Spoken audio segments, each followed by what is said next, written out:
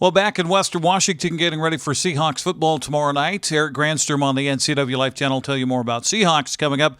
First of all, the Mariners dropped 2 in a row to the Baltimore Orioles last night. First of all, we'll start there, where the Mariners made a big comeback in the 9th inning, only to see the Orioles get their first walk-off at home this season.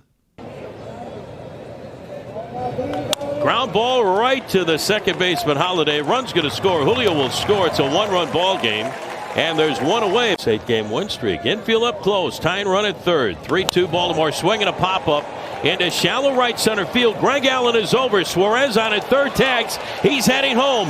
The throw to the plate is going to be cut off. Game tied at 3-3. Don Canzone with a sacrifice fly to straightaway center field. Suarez tagging and scoring from third. And the Orioles are 270 feet away from their first walk-off win of the year. Holiday looking for the first of his career.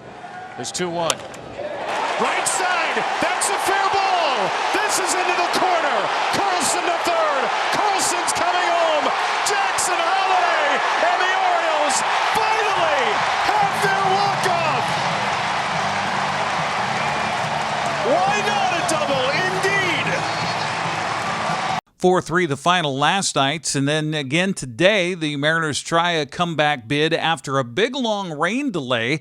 Julio Rodriguez would hit a 2-run shot. Mariners get another run in the 9th, but a little bit too little too late. Sagano's having a pitch comm issue now. Julio Rodriguez is talking to Austin Jones. Well, when the dirt starts getting wet. Now here comes Mike Malinsky. He just called for the ground screw. That was a really weird situation. Now Drew French is coming out to talk to Sagano, but the game's going to be halted. I don't know. Well, let's see. Here comes the tarp. Wasn't sure if this was just a ground screw working on the field, try to get through a quick storm, but they are going to tarp the field here, the ground screw, after we just stood around and had some lovely conversations for 4 or 5 minutes. Here's the pitch. Swung on. That is blasted right field. It is deep. It is gone.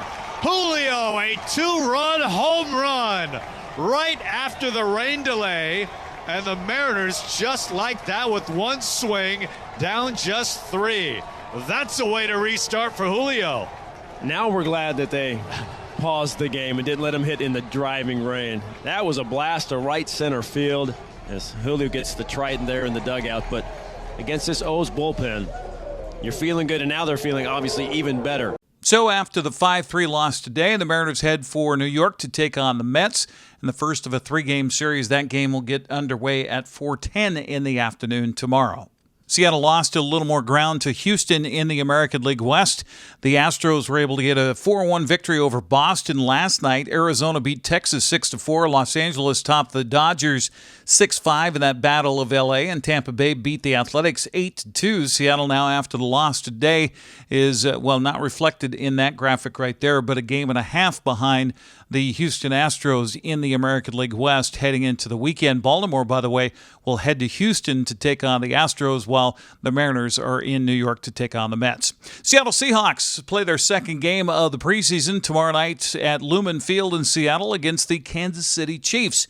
Coach Mike Macdonald was asked about what's the plan for the starters, and he says you can bet that Sam Darnold and company going to see some playing time tomorrow night. Hey, look, this is a great opportunity. It's a different setting. Obviously, there's more eyeballs on it, but we're going to go play our style of football, and it's just another. I know it's cliche, but it's like I'm looking forward to seeing our team go rip it, and then we can kind of move from there. So these guys have been working their tails off. It's hard talking to the guys on the sideline, it's hard for them to watch the game and not be a part of it. Had a chance to meet Clint Kubiak as well as Adden Durdy, the defensive and offensive coordinators for the Seahawks today in a production meeting. Also had a chance to sit down with Leonard Williams, Big Cat, talking about how much he has learned and how the money doesn't matter to him anymore. He wants to start racking up things like, a Super Bowl win. Well, we're a long way from that, but the Seahawks take another step in deciding who will be on the 53-man roster that game tomorrow night. It'll kick off at 7 o'clock at Lumen Field between the Chiefs and the Seahawks, the broadcast on King 5 TV. Well, tonight's the night to figure out who's going to win the West Coast League Championship, as the Apple Sox were beat by Bellingham in the first round, but the Bells are still alive. They'll play at Portland tonight, 7:15 start time for the Pickles, trying to repeat as West Coast League champions against the Bellingham Bells and former Wenatchee Apple Sox coach Ed Nags. That game at 7:15 to wrap up the West Coast League summer collegiate season. Meanwhile, big weekend for fans at Wenatchee Valley's Super Oval. Jeremy Anders joined Dan Kuntz on Wake Up Wenatchee Valley this morning to talk about the big monster trucks coming to town.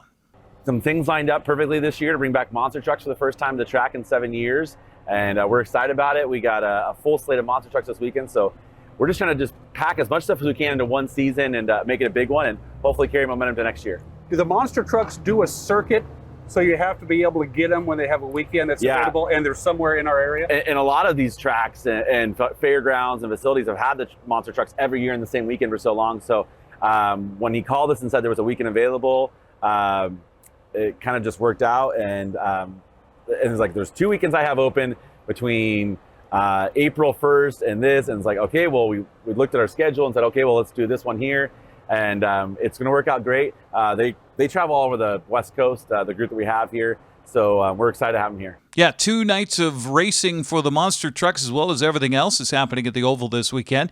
In fact, if you want to drive around town, Jeremy says aside from at Leonard Evans Used Cars, you can find the monster trucks at different places and get a chance to actually ride in one.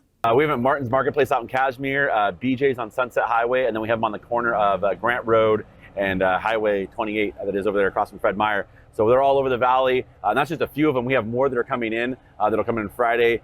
They did a show this last weekend, so they sometimes have to take a truck home and do maintenance on it and change things around like that. So they got a full slate of monster trucks to jump. They're also bringing 2 monster trucks, and you get to ride in a monster truck. So they have 2 ride trucks that you actually get to take rides around the track in. So we have a fan fest each day at 5 to 6 o'clock. You can go down the track, ride in a monster truck. I think it's $10 a person, and they'll have it after the show as well. So not very often you say you get to ride in a monster truck, and it's a full-size monster truck, big motor. I don't know if you don't get to go off like full speed jumps, but they still get a little fun. Malicious Monster Truck Tour, Plum Perfect Roadrunners, WMRA Midgets, Rockstar Energy B-Mods, B&T Towing Youth Roadrunners.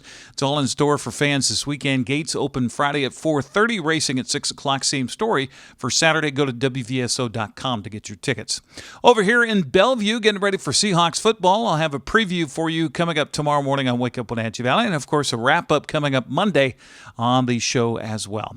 Here in Bellevue, I'm Eric Granstrom on the NCWLIFE channel.